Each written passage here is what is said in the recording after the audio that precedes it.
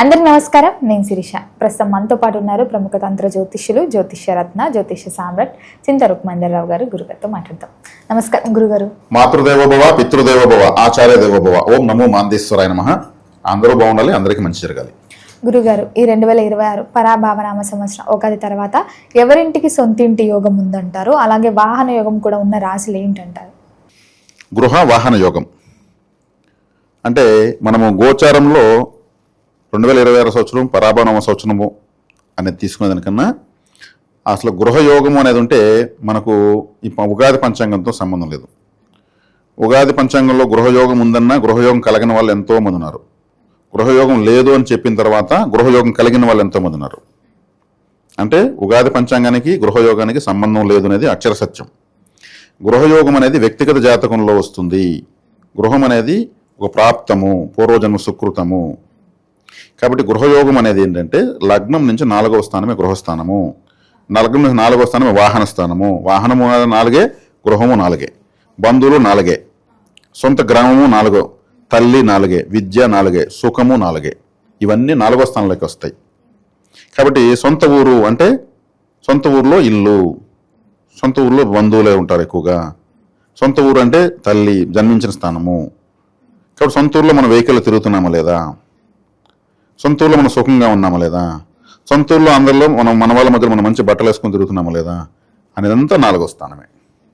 కాబట్టి ఈ 4వ స్థానము అనేది ఇంపార్టెంట్. కాబట్టి 4వ స్థానంలో మెలిఫిక్ ప్లానెట్స్ రాహు కానీ, కేతు కానీ, లేదా శని కానీ, లేదా ఇంకేదన్నా వక్రించిన గ్రహం కానీ, ఇంకేదైనా నీచ గ్రహం కానీ ఉంటే సొంత ఇంటి యోగం ఉండదు.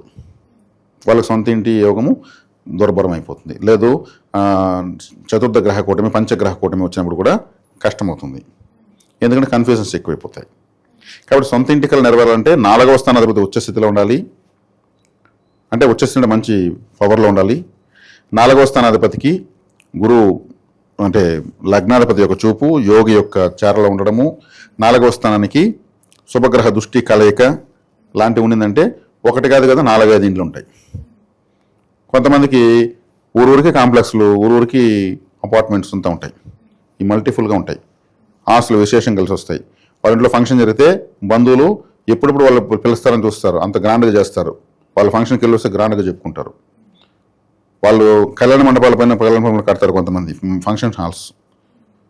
ఆ 4వ స్థానాధిపతి యొక్క బలం పెరగకపోతే రెంట్ హౌసే ప్రాప్తిస్తుంది. కొంతమంది సొంత ఇంటికన్నా రెంట్ హౌస్ బాగా కలిసి వస్తుంది. అవును, కొంతమందికి అంటుంటారు. అయితే అదొక టైప్ ఆఫ్ గృహయోగం. సొంత ఇంట్లో ఉండలేకపోతారు వాళ్ళు, మళ్ళీ ఎక్కడో ఉద్యోగరీత్యా వెళ్ళి అక్కడ బ్రహ్మాండమైన ఇల్లు తీసుకొని అక్కడ దాంట్లో ఉంటారు. సొంత ఇంటికి రావాలంటే ఎప్పుడో రావాల్సి వస్తూ ఉంటుంది. ఈడేం బాగానే కట్టుకుంటారు. అప్పుడు ఏది కలిసి వచ్చినట్టు, బాడిగిల్లే కలిసి వచ్చినట్టు.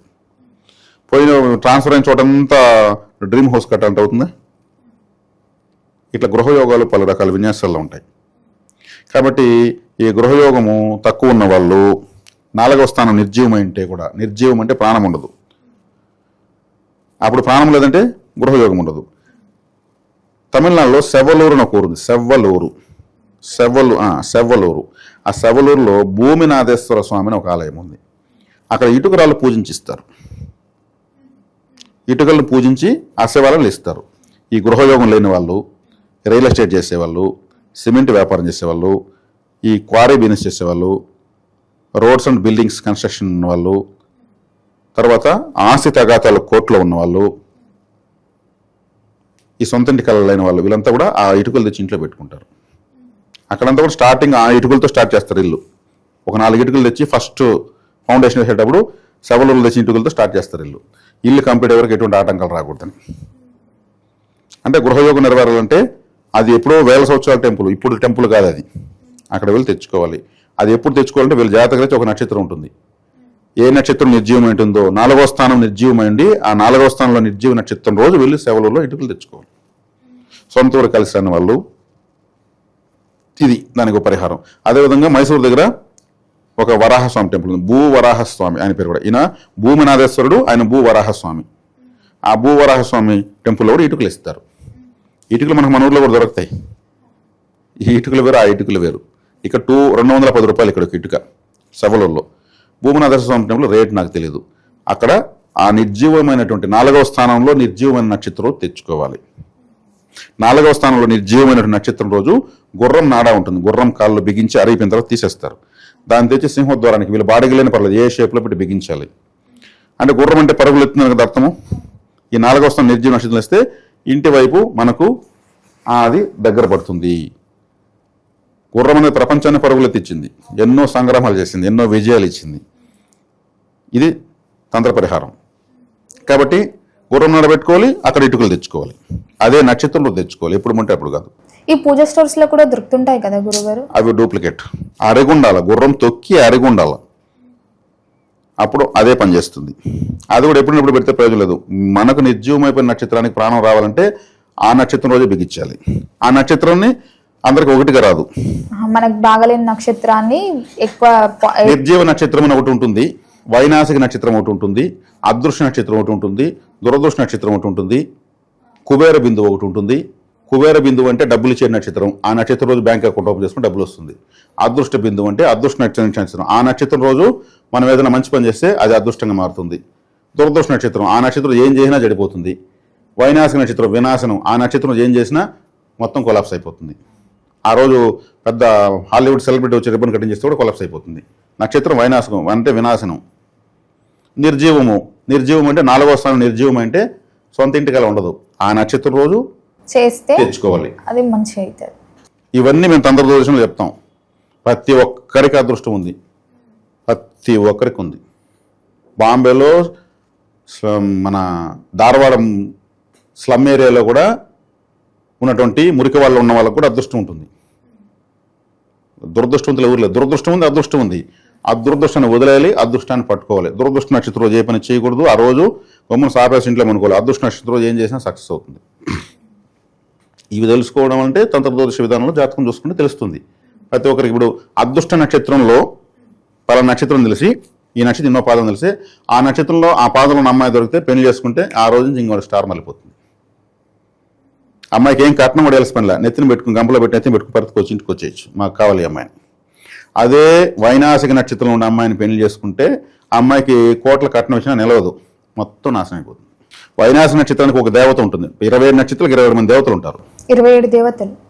వైనాసిక నక్షత్రం దేవత దగ్గర పోయి ప్రతిరోజు దండం పెడుతుంటే ఆ రోజు నాశనం స్టార్ట్ అయిపోతుంది. క్లోజ్. దేవుడే నీకు పర్మిషన్లే, ఆడికి పోతే నువ్వు చెడిపోతావు.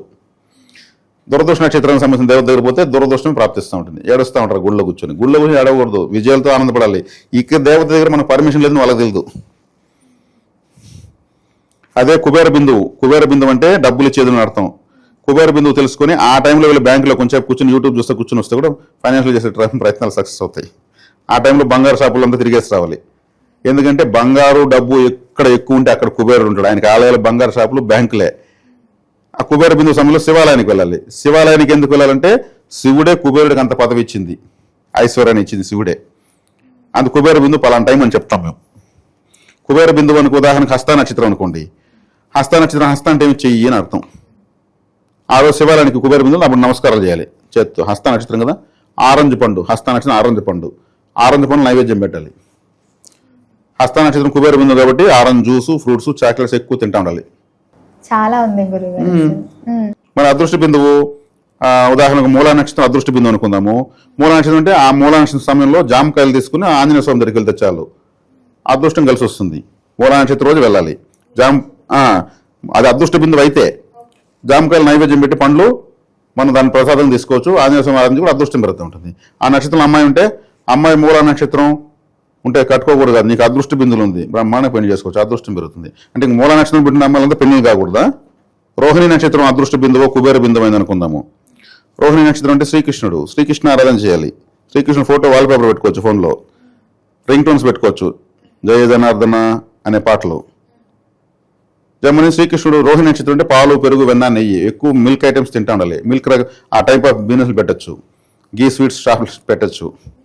కుబేర బిందువు డబ్బులు వస్తూ ఉంటుంది, మల్టీ స్టాల్స్ పెడేస్తారు, బ్రాంచెస్ పెడేస్తారు. నచ్చింది కదా ఏ వ్యాపారం చేస్తే కలిసి వస్తుందో లేదా నీకు చేసేవారు నష్టపోయేవారు నీకేం తెలుస్తుంది. కాబట్టి అదృష్ట బిందువులో కుబేర బిందువులో ఉన్నట్టు అమ్మాయిని కానీ అబ్బాయిని కానీ పెళ్లి చేసుకోవడం వల్ల అదృష్టమే ఉంటుంది. దురదృష్ట నక్షత్రంలో చేసుకుంటే ఈ అబ్బాయికి రాస్తే బాగుంది మనం వదలకూడదు, ఎట్టని మన అమ్మాయి నుంచి కట్టేయాలంటే తలగొట్టుకోవాలి మళ్ళీ ఇట్లుంటుంది.